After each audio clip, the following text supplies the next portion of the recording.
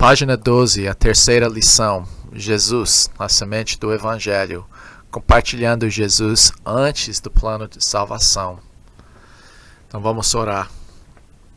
Deus soberano, misericordioso, nós pedimos que o Senhor abra nossos olhos, como os gregos que chegaram durante a festa oraram. Senhor, queremos ver Jesus. Nós, como evangelistas, queremos entender tua pessoa, ver Jesus, para ajudar outras pessoas a entender e ver Jesus. Agradeço pelas lições que estudamos até agora. Eu peço, Deus, que o Senhor ajude cada pessoa ouvindo esta oração agora de semear o Senhor na vida dessas pessoas, de discernir o estado espiritual, viver uma vida santa e proclamar esse Jesus que transformou nossas vidas. Abençoe esse estudo. Pedimos a iluminação do Teu Santo Espírito e orientação do Teu Santo Espírito para realizar esse trabalho. Obrigado em nome de Jesus. Amém. A semente. É necessário apresentar a pessoa da salvação, Jesus, antes do plano da salvação. A vida eterna é um relacionamento íntimo e prazeroso com Deus. Eu falo isso prazeroso porque parte disso não é de ser um interesseiro perante Deus, mas você desejar intimidade com Ele, de achar seu prazer, sua satisfação e realização através de compartilhar com Ele. É intimidade. Como um casamento é uma intimidade entre duas pessoas, onde eles aprendem de achar satisfação e felicidade um no outro, também essa é nossa intimidade com Deus. É impossível ter intimidade com quem não conhecemos. Quando uma pessoa entende quem é Jesus, o mecanismo para entrar no relacionamento com Ele se torna mais simples. Ela passa a entender a graça e o amor de Jesus através da sua vida. As pessoas aprendem uma visão bíblica do arrependimento e da fé por meio das histórias, dos sinais que Jesus realizou e das conversas que ele teve com diferentes pessoas. Quando o evangelizado se interessa por um relacionamento com Jesus, que está conhecendo por meio da Bíblia, torna mais fácil compreender o plano de salvação. Quer dizer, uma pessoa chega para um pastor e fala: pastor, eu quero me casar. Como é que eu faço? Olha, primeiramente você vai para o cartório. Você tem que levar certidão de nascimento, tem que levar certo valor, preencher certos formulários, registrar, você marca a data para se casar no cartório. Daí você reserva a igreja. Você marca a data lá com a diretoria da igreja. Você contrata alguém para enfeitar a igreja e organizar as coisas. Você aluga um lugar para um salão, para a recepção depois. Você vai precisar alugar um terno. Você vai precisar alugar um vestido para sua noiva e tudo isso. Então, todo esse processo. Aí, com quem você vai se casar? Eu não conheço ninguém. Então, como é que você vai se casar? Então, o que o pastor fez? Ele explicou todo o mecanismo do casamento, mas o rapaz faltou? Ele faltou uma noiva. Para o casamento, a coisa importante não é o processo legal e religioso para realizar o casamento, é a pessoa. Quando a coisa mais importante do meu casamento não é a cerimônia, mas foi minha noiva. Essa é muito mais importante. É a mesma coisa com nossa salvação. A coisa importante não é como você entra no relacionamento com Jesus. Se você escuta as histórias das pessoas, às vezes não há uma fórmula. Você pode ver várias maneiras que pessoas, o mecanismo, algumas pessoas fizeram na igreja, algumas pessoas deitado na cama à noite, algumas pessoas no ônibus. Você vê diferentes lugares por meio de diferentes pessoas, varia. Mas uma coisa que é importante é a pessoa de Jesus, é o centro de salvação verdadeira. Então, o versículo-chave, nós já lemos isso na introdução. Então, Filipe explicou, e começando por esta passagem da Escritura, anunciou-lhe a Jesus. Atos 8:35. Ele focalizou a pessoa de Jesus. tomando-o como centro da explicação do Evangelho. Quer dizer que, em vez de falar sobre não, você é pecador, ele começou a explicar isso. Quando ele explicou Jesus, a pessoa reconheceu que é pecador. Reconheceu que Jesus era o alvo da sua fé. E a pessoa se arrependeu e creu. A parábola de destaque é o pão da vida, de João 6, 32 e 37. Fala aqui, versículo 32. Replicou-lhe Jesus, em verdade vos digo, não foi Moisés quem vos deu o pão do céu. O verdadeiro pão do céu é meu Pai, quem vos dá. Porque o pão de Deus é o que desce do céu e dá vida ao mundo. Então lhe disseram, Senhor, dá-nos sempre desse pão. 35. Declarou-lhe, pois, Jesus, eu sou o pão da vida. O que vem a mim jamais terá fome, e o que crê em mim jamais terá sede. Porém, eu já vos disse que, embora me tenhais visto, não credes. Tudo aquele que o Pai me dá, esse virá a mim, e o que vem a mim, de modo nenhum o lançarei fora. Então, o que podemos aprender desse trecho?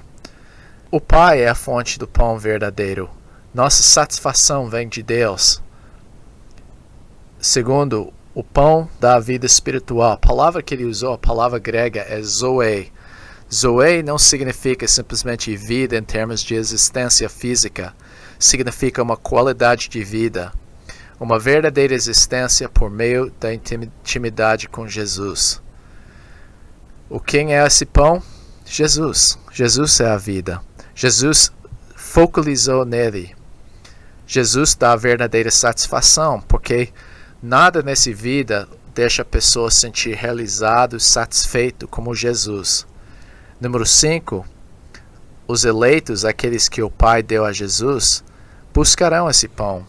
Ele enfatizou nesse trecho, quando ele falou, aquele que o Pai me dá, esse vem a mim. Estava falando que o Pai chama essas pessoas para ele. Então, esse que ele falou, todo aquele que o Pai me dá, esse virá a mim. Esses são os eleitos que vêm a ele. E o que vem a mim, de modo nenhum lançará fora. Então, esse último ponto, a vida que esse pão dá é imperecível. Nunca a perderemos. Está deixando bem claro que é uma pessoa que conhece Jesus de verdade não vai perder sua salvação. Agora, uma pessoa que toma uma decisão que não foi produzida por Deus pode desfazer aquela decisão. Mas aquela pessoa que crê no Senhor Jesus Cristo de verdade, aquele que come desse pão, acha sua satisfação em Jesus, nunca vai perder sua salvação por causa do trabalho que Deus faz na sua vida.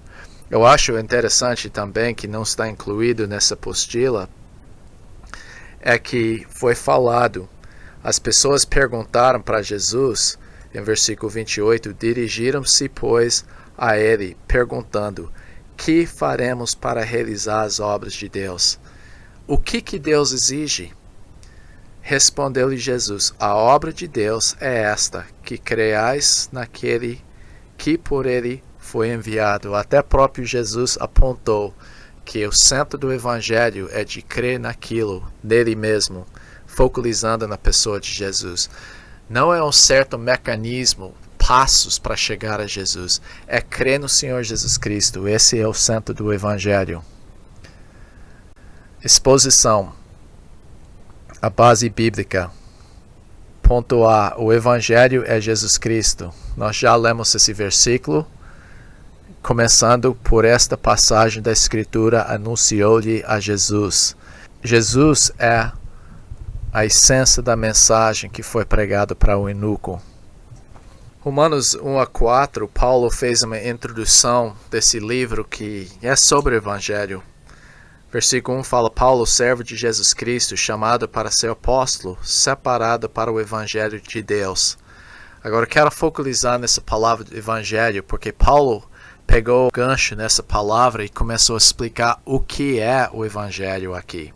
Versículo 2, o qual, se referindo ao Evangelho, o qual esse Evangelho foi por Deus outrora prometido por intermédio dos seus profetas, nas Sagradas Escrituras.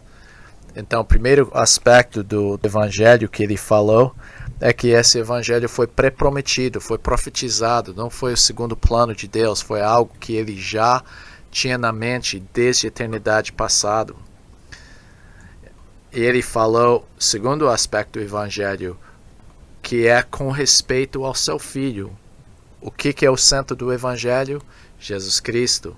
Quem é esse Jesus Cristo? Quem é seu filho? O qual, segundo a carne, isso quer dizer fisicamente, humanamente, ele veio da descendência de Davi.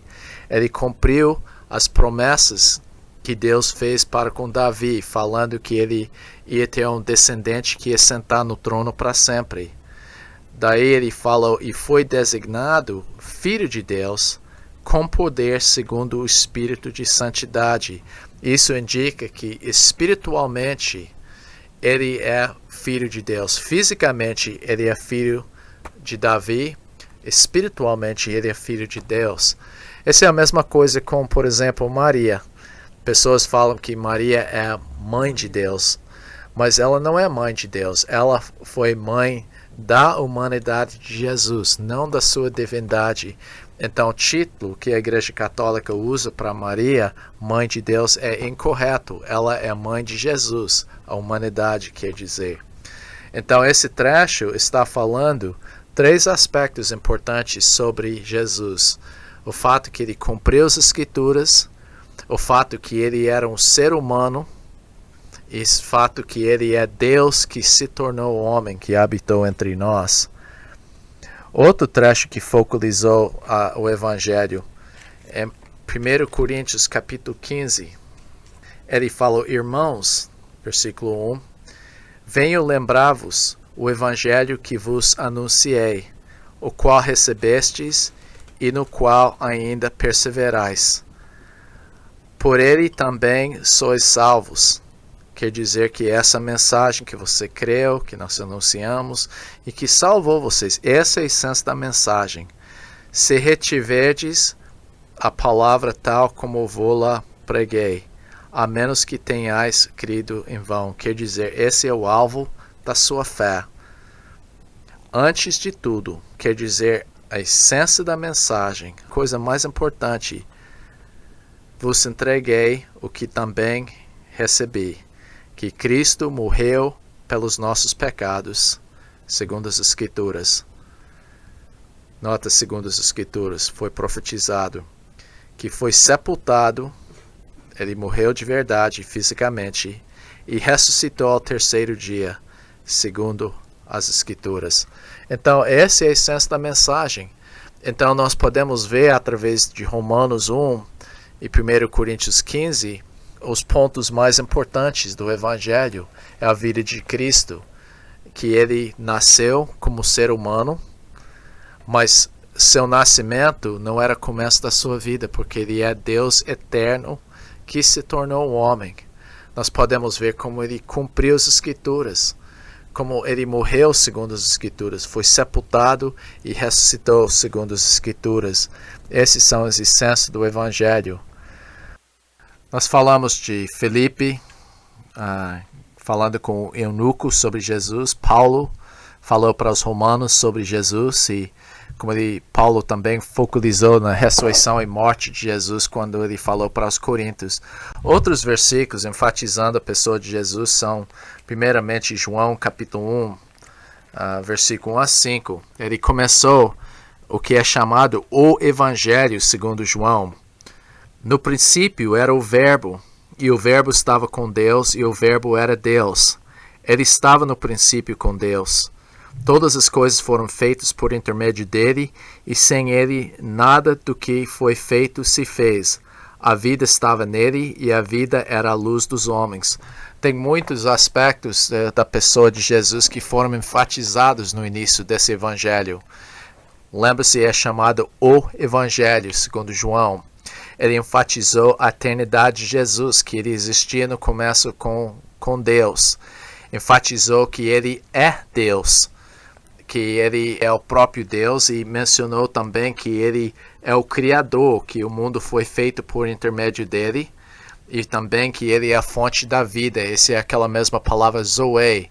Não é simplesmente ele é a fonte de existência biológica, mas ele é a fonte da vida espiritual, e finalmente fala que ele é a luz dos homens. E essa luz resplandeceu nas trevas, e as trevas não prevaleceram contra ela, quer dizer, ele é um Deus vitorioso. E finalmente é bem conhecido 14, e esse verbo se fez carne e habitou entre nós, cheio de graça e de verdade. E vimos a sua glória, glória como unigênito do Pai. Pessoas usam esse trecho para afirmar que Jesus não é Deus, os testemunhos de Jeová especificamente. Mas quando ele fala o verbo era Deus, não está falando que ele é só apenas um Deus. Mas o grego afirma que isso, a essência do caráter dele, é divino, é Deus. E que fala da glória do unigênito do Pai, não indica que ele apenas nasceu, mas aquilo que é unicamente relacionado como o Pai, como o Filho. Então, esse trecho indica que Jesus é Deus, ele é eterno, ele é criador, ele é a fonte da vida, ele é a fonte de revelação também, porque ele é a luz dos homens. Você lembra que isso é importante porque a palavra grega para o verbo é logos. Logos é uma palavra que era usada na filosofia grega. João deu outro significado nesse trecho dessa palavra logos. Logos é que Deus falou, a palavra que ele falou quando ele criou o mundo. Logos é que ele usa para transmitir vida para as pessoas. Logos é o que ele fala para revelar-se, manifestar a sua presença para as pessoas. Então a palavra de Deus é fonte disso, e Jesus Cristo é a encarnação da palavra. Também tem Colossenses 1, 13 a 20. Esse trecho fala da pessoa de Jesus, e isso foi muito importante para as pessoas. Fala que ele nos libertou do império das trevas e nos transportou para o reino do Filho do seu amor. Nota que era um império, uma coisa dominador, um império que oprimiu as pessoas. E nós fomos transportados para o reino amoroso do seu Filho, no qual temos a redenção, a remissão dos pecados. 15 fala que ele é a imagem do Deus invisível, o primogênito de toda a criação. Quer dizer que ele é imagem no sentido que ele é uma representação física, uma coisa visível do Deus invisível. O primogênito indica que ele é o destaque. Fala 16, pois nele foram criadas todas as coisas, no céu e sobre a terra, as visíveis e invisíveis, sejam tronos, sejam soberanias, quer principados, quer potestades. Tudo foi criado por meio dele e para ele. Quer dizer que ele é soberano e tudo existe para seu benefício, esse Jesus.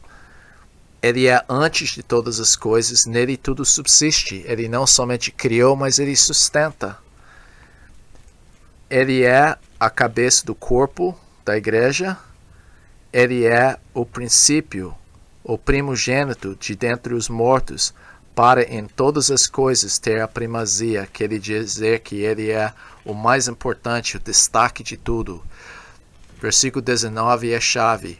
Porque aprove a Deus, agradou a Deus, que nele reside toda a plenitude do caráter de Deus. 2:9 repete isso com maneira mais clara, que fala, portanto, nele habita corporalmente toda a plenitude da divindade. Isso significa que todas as qualidades de Deus, todos os atributos de Deus, as características dele são incorporados na pessoa de Jesus. E que, havendo feito a paz pelo sangue da cruz, por meio dele reconciliasse consigo mesmo todas as coisas, quer sobre a terra, quer nos céus. Quer dizer, ele não é somente soberano, mas ele tomou a iniciativa de restaurar nosso relacionamento com ele. Hebreus capítulo 10 simplesmente fala, ora, visto que a lei tem sombra dos bens vindouros. Ele descreveu nesse trecho a lei, descrevendo o templo e o sistema de sacrifício do Antigo Testamento, Todas essas coisas são a sombra, mas a realidade dessa sombra é Jesus Cristo, conforme Hebreus capítulo 10. Porque como em versículo 11 fala, ora, todo sacerdote se apresenta dia após dia a exercer o serviço sagrado e oferecer muitas vezes os mesmos sacrifícios que nunca, jamais podem remover pecados. Quer dizer, uma sombra não tem a potência de transformar uma vida. A sombra não tem a habilidade de entrar no coração e transformar e tirar o pecado. Por isso, você pode ver dia após dia, eles fizeram os mesmos sacrifícios. Se você examina os móveis do Antigo Testamento, você vai reparar que tem candeeiros no templo, tem mesas no templo, tem altares, bacias, mas não tem cadeira. Por quê? O sacerdote nunca podia sentar. Por quê? Porque ele nunca terminou seu trabalho. Mas versículo 12 fala, Jesus, porém, tendo oferecido para sempre um único sacrifício pelos pecados, assentou-se à destra de Deus. Quer dizer, os sacrifícios do Antigo Testamento eram sombras que tinham que ser repetido. Mas Jesus fez alguma coisa, um perfeito sacrifício para encerrar os pecados na nossa vida. Então esses trechos falam da nossa posição em Cristo. Filipenses capítulo 2 simplesmente destacou que Cristo foi um modelo de humildade, dando seus direitos, entregando sua vida e como ele foi exaltado. Então esses são alguns trechos focalizando o Evangelho na pessoa de Jesus, começando com sua eternidade passada, seu nascimento, sua vida perfeita, seu sacrifício perfeito, o fato que foi sepultado e ressuscitado. Todos esses aspectos da sua eternidade, da sua humanidade e divindade fazem parte do que é o Evangelho. Eu acho significante também que o livro de Marcos começa com a palavra o Evangelho segundo Jesus. Então, ponto 1 fala, o Evangelho centraliza-se na pessoa de Jesus. Cada um desses trechos que lemos indica que o Evangelho é a pessoa de Jesus. Número 2, o Evangelho focaliza na sua natureza. Já falamos isso, mas nós vamos redestacar isso. Primeiramente, ele falou aqui com respeito a seu filho. O Evangelho é a respeito do seu filho, o qual, segundo a carne, veio da descendente de Davi. Romanos 1,3 está destacando que, segundo a carne, fisicamente, sob sua natureza humana, ele é humano, um ser humano da linhagem real. Esses dois trechos de 1 Samuel 7,12 e Salmo 132,11 fala que ia ser filho de Davi, indicando que o Messias ia ser um ser humano fisicamente descendente de Davi. Mas versículo 4 fala que ele foi designado ou manifesto como o Filho de Deus. Isso, quando você vê a expressão na Bíblia, Filho do Homem, Jesus está enfatizando sua humanidade. Quando você vê Filho de Deus, ele está destacando sua divindade. Então, ele foi designado ou declarado, apontado, ordenado poderosamente o Filho de Deus, como através da sua ressurreição dos mortos. Isso que é o ponto que foi manifesto que ele é o Filho de Deus. Você lembra que ele orou em João 17 de esse é o momento para glorificar ele. Isso indica que sua ressurreição ia manifestar a realidade do seu caráter. Então, Evangelho, página 13, ponto 3, lá em cima fala o Evangelho, focaliza o que Jesus fez. Nós vimos em 1 Coríntios capítulo 15, versículo 3, antes de tudo vos entreguei também que recebi, que Cristo morreu pelos nossos pecados. Ele morreu e ressuscitou. E fala que ele foi sepultado e ressuscitou ao terceiro dia, segundo as Escrituras. Duas vezes eles usaram a expressão segundo as Escrituras. Então, o que mais que Jesus Cristo fez? Romanos 4, 25 fala, sobre Jesus, o qual foi entregue por causa das nossas transgressões e ressuscitou por causa da nossa justificação. Ele morreu pelas nossas transgressões, fala do fato que ele morreu pelos nossos pecados e a nossa velha vida foi crucificada juntamente com ele. Quer dizer, a morte foi o castigo para o pecado. Nós precisávamos morrer. Cristo morreu no nosso lugar por causa do castigo dos nossos pecados, mas isso não nos salvou. O que nos salvou foi a ressurreição, porque ele falou e ressuscitou por causa da nossa justificação, para nos levar a ser justos. Isso significa que nossa ressurreição nos deu uma nova vida. Nós ressuscitamos juntamente com Cristo. Nós fomos justificados por esse motivo. Por isso, o Evangelho focaliza na morte e ressurreição de Cristo, porque a experiência que Cristo passou se torna nossa experiência. Por isso, fé em Jesus Cristo não é simplesmente acreditando, mas é uma identificação pessoal para que esse seja sua experiência também. Então, nós morremos junto com Ele e ressuscitamos. Nós vamos falar sobre esse fato depois. Agora, continuando na página 13, os princípios. Ponto A. Semear Jesus. O Evangelho centraliza-se na pessoa de Jesus. O correto entendimento dos conceitos necessários para a salvação, como pecado, graça, arrependimento, fé, justiça, juízo, etc., se toma mais fácil quando olhamos para Jesus. Quer dizer, se você quer entender o que é pecado, tem que olhar em Jesus para ver o contraste. Se quer ver graça, você tem que olhar para Jesus. Se quer entender a necessidade de arrependimento, olhe para Jesus. Por isso, é essencial que apresentemos Jesus antes do plano de salvação. Eu falo essas três coisas. Jesus na sua boca. Você lembra que Pedro falou em Atos 4:12? Não há salvação em nenhum outro homem, porque não há dado entre os homens qualquer nome em qual porta que sejamos salvos. Só através de Jesus. Nós falamos e pregamos. Segundo versículo, Atos 4:13, Jesus na vida, referindo o caráter de Jesus. Pessoas podem ver a Jesus. Jesus na vida, refletindo o caráter de Jesus. Em Atos 4:13, você lembra que pessoas observaram que os discípulos eram homens incultos e iletrados, mas reconheceram que eles estavam com Jesus. Viu a ousadia, a coragem e o caráter dos discípulos. E terceira coisa, Jesus na comunidade, vivendo a realidade no corpo. Em Atos 4:32, ele estava falando como eles buscavam uma comunidade e como a comunidade era unida, a igreja tinha esse amor um para com o outro. Atos fala muito sobre isso. Jesus falou que através do seu amor um para com os outros, todos vão saber que são meus discípulos.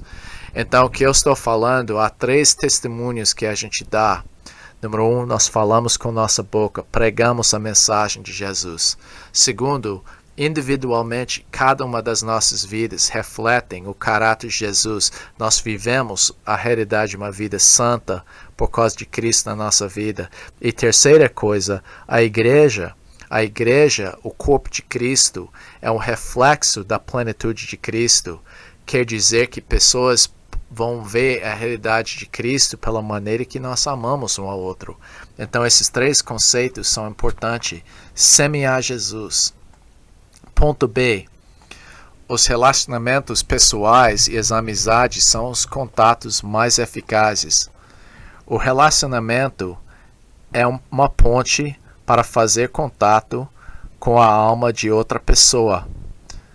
Nesse contexto, as sementes podem ser gradualmente semeadas conforme a necessidade de maneira espontânea e natural. Devemos ter amizades casuais com várias pessoas que não conhecem o Senhor e nos relacionar com elas numa variedade de situações.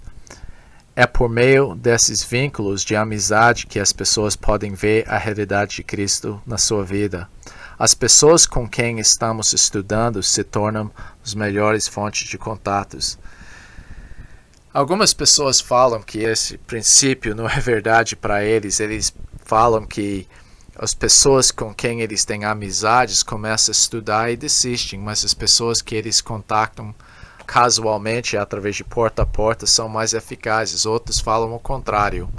Mas de qualquer maneira, é importante para a gente estabelecer um relacionamento. Quando você compartilha com o seu amigo, seu vizinho, seu parente, você pode gradualmente semear e mostrar verdades espirituais da maneira mais natural, e não vai ser um estudo mecânico. Agora, eu coloquei essa última coisa: as pessoas com quem estamos estudando se tornam as melhores fontes de contatos. Eu não sei quantas vezes eu tenho visto que alguém começa um estudo com uma pessoa, a pessoa parece muito interessada e aquela pessoa chama um amigo e o estudo continua, e a pessoa com quem estava originalmente estudando desiste, e aquela pessoa que foi convidada se torna a pessoa que eventualmente se converte. Então lembre-se disso, que quando você começa a estudar com a pessoa, você pode perguntar: você conhece outra pessoa que tem interesse? E daí convidar a pessoa para estudar dessa maneira. Você pode convidar seu amigo, seu vizinho, seu parente. Esse é muito importante. Ponto C. Programações só são eficazes quando há contato pessoal entre as pessoas. Há bastante investimento da parte de muitas igrejas para atrair pessoas para a igreja. Tais atividades só serão eficazes se levarem a pessoa a ter contato com um verdadeiro seguidor de Jesus. A mensagem do Evangelho deve ser transmitida por pessoas e não por programações. Você lembra que Romanos 10 fala como é que eles vão ouvir sem um pregador. Então tem que ter uma pessoa enviada para pregar. Vida reproduz vida. Desenvolve atividades evangelísticas, planeja para que as pessoas tenham contato pessoal com alguém que explica a mensagem ou o propósito da atividade desenvolvida. Eu lembro que nos Estados Unidos isso é muito comum, de investir muito dinheiro em programações para Natal e nos feriados especiais. E a igreja se mobiliza para fazer essas atividades. E muitas vezes a pessoa entra na igreja, assiste programação e vai embora. Mas eu lembro de uma igreja, eles pediram para cada pessoa convidar algumas pessoas e assumir a obrigação de sentar com aquela pessoa, tomar um café em algum lugar e sentar com aquela pessoa e explicar a mensagem para aquela pessoa, explicar o propósito de Cristo na sua vida. Então, muitas vezes eu já fui para atividades na igreja, casamentos, onde as pessoas da igreja vão numa mesa se isolando das pessoas que não conhecem ao Senhor. Essas atividades em que pessoas incrédulas chegam para a igreja por algum motivo, deve ser uma fonte de contato. Esses são melhores contatos. Ponto D. As pessoas lembram de histórias mais do que teologia. As epístolas de Paulo têm muitas informações importantes sobre o Evangelho, mas o contexto e linguagem das cartas são mais difíceis para os que estão começando a manejar a Bíblia. Verdades ensinadas por meio de uma história são mais fáceis de serem entendidas e lembradas.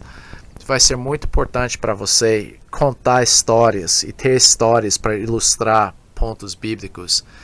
Você não deve sobrecarregar pessoas sobre histórias. Eu já ouvi muitas pregações, a pessoa pega um trecho bíblico, lê um versículo, conta uma história, lê um versículo, conta uma história, e não explica o trecho, simplesmente dá uma série de histórias.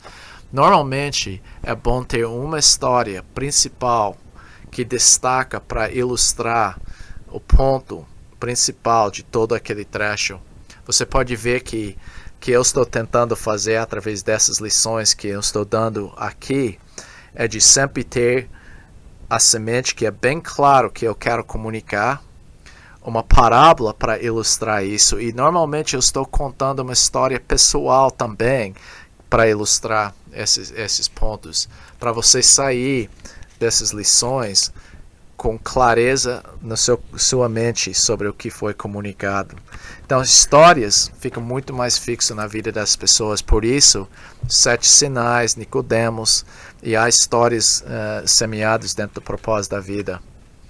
Nós estamos falando aqui sobre o fato que Jesus é o Evangelho. Nós falamos sobre os trechos bíblicos que afirmam que Jesus é o centro do Evangelho, sua pessoa e não o plano de salvação. Nós olhamos nos princípios, especificamente de semear Jesus, e agora na página 14 nós vamos falar sobre os métodos. Página 14, os métodos, introdução aos 7 sinais.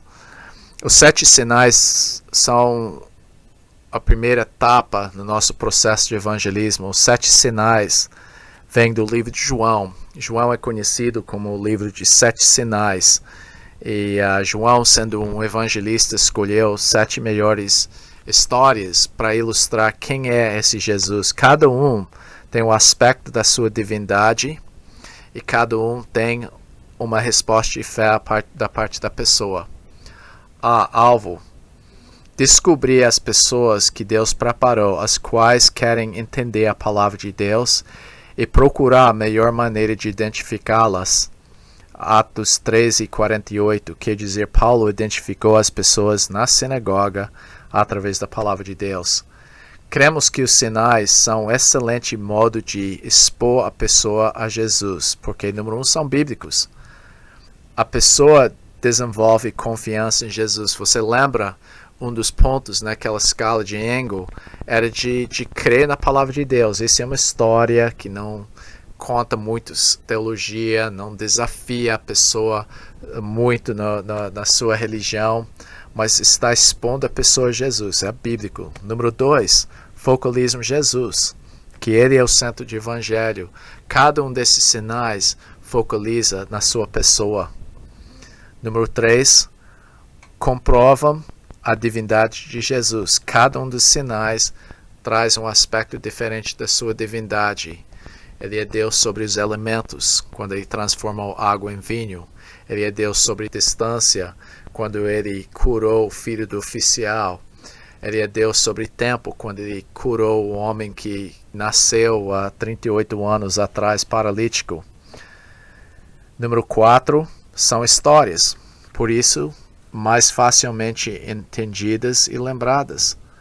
Quer dizer, ninguém lembra de uma teologia que você apresenta, porque um conceito, às vezes, é uma ideia abstrata, mas uma história é uma ilustração de uma ideia abstrata, né?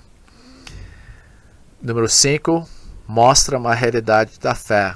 Cada uma dessas histórias tem uma resposta de fé. No primeiro, os discípulos viram e creram quando Jesus transformou a água em vinho.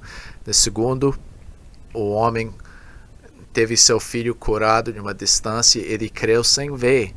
No terceiro, o paralítico de Betesda, ele viu, experimentou e beneficiou do milagre, mas ele não creu, que a gente saiba. Ponto B. Introdução aos 7 sinais. João 20, a 30 e 31. Na verdade, fez Jesus diante dos discípulos muitos outros sinais que não foram escritos nesse livro. Estes sinais, porém, foram registrados para que creiais que Jesus é o Cristo, o Filho de Deus, e para crendo tenhais vida em seu nome. Então, nota essas palavras aqui. Primeiramente, Jesus fez muitos sinais que João não registrou. Ele não escreveu todos os milagres que Jesus fez. Se você ler os outros evangelhos, você vai ver vários milagres que não aparecem no livro de João. Ele falou que esses 7 sinais que ele escreveu foram sinais representativos para que creiais. Entendamos o que é fé. Cada história nos ensina algo diferente acerca da fé. Então, nós podemos entender um pouco mais o que é fé. Nós temos visto algumas pessoas que vêm de uma religião começa pela primeira vez a entender o que é a fé através dessas histórias. Que Jesus é o Cristo. Que Jesus pode satisfazer as nossas necessidades espirituais. Cada história mostra como Jesus nos satisfaz espiritualmente. Ele é o ungido, o Cristo, o Messias que veio para dar essa verdadeira satisfação. Que Jesus é o Filho de Deus. Pelas suas obras, Jesus mostrou que ele é Deus. Cada história revela um aspecto diferente da sua divindade. Nós podemos ver que Jesus é Deus através dos milagres que ele fez. E finalmente tenhais vida em seu nome. João, sendo um evangelista experiente, escolheu essas histórias para levar as pessoas à salvação. Então, esses sinais têm um propósito evangelístico. E quais são esses 7 sinais? Nós vamos estudar, mas resumindo, Jesus ajuda num tempo de felicidade. Jesus transforma água em vinho. João 2, 1 a 11. Jesus restaura uma família.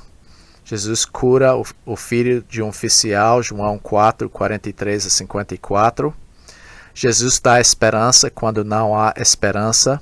Jesus cura o paralítico de Betesda. Em João 5, 1 a 18.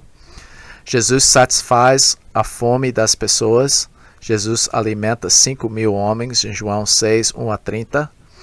Jesus socorre num tempo de dificuldade. Jesus caminha sobre o mar, em João 6, 16 a 21. Jesus abre os olhos de um cego física e espiritualmente. Jesus cura um cego de nascença, em João 9, 1 a 41. E Jesus dá vida a um homem morto. Jesus ressuscita Lázaro, João 11, 1 a 46. Esse último foi o destaque de Jesus, porque Jesus ressuscitou várias outras pessoas, mas nunca alguém depois de 4 dias. Página 14, tarefas. O estudo. Você já deveria ter estudado o primeiro sinal e o segundo sinal nas sementes de vida. Mas aqui você vai estudar o terceiro e quarto sinais no guia. Esses são páginas 7 a 14. Número 2, leitura. Nós vamos começar a nossa leitura do livro de Marcos. Você deveria ter lido antes da próxima lição, Marcos 1 a 2. Como Jesus demonstrou que ele é Deus? O que você viu nesse trecho sobre isso? Número 3, tarefa. Pergunte a 3 pessoas que não conhecem ao Senhor. Quem é Jesus? Compartilhe um sinal com uma delas. Não só a folha, conte a história. Adore a Deus por ter mandado Jesus. Oração. Peça a Deus que lhe abra os olhos para compreender melhor a pessoa de Jesus. Continue orando assim durante a semana, em cada momento, quando estiver andando na rua ou fazendo qualquer outra coisa em que seja possível orar. Então, essas são as tarefas para você fazer antes da próxima lição. São muito importantes. Não esquece de prestar conta com o mentor, conversando com outras pessoas sobre essas coisas. Que Deus te abençoe nisso.